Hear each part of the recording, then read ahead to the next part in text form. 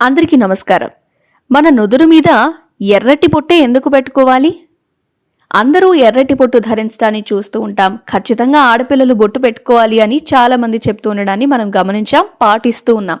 కానీ ఎందుకు? అందులోనూ ఎర్రటి బొట్టు కుంకుమని ఎందుకు ధరిస్తాం? ఇప్పుడు మనం చూద్దాం. మనకి నవగ్రహాలు ఉన్నాయి. నిజానికి గ్రహాలు ఎన్నున్నప్పటికీ కూడా మనం ఈ సౌర కుటుంబంలో ఉన్నాం కాబట్టి నవగ్రహాల ప్రభావం మన మీద ఉంటుందని నమ్ముతాం. కాబట్టి నవగ్రహాల గురించి మాట్లాడదాం. అందులో ముఖ్యంగా సూర్యుడు, కుజుడు వీళ్ళిద్దరికీ కూడా ఎరుపు రంగు అంటే ఇష్టమంట.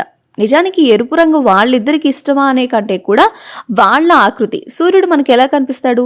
ఎర్రగా కనిపిస్తాడు కదా. సూర్యుడు జ్వాలలన్నీ కూడా వేడిగా ఉంటాయి. ఎరుపే దానికి ప్రాధాన్యం, ఆ విషయం మనకు తెలుసు.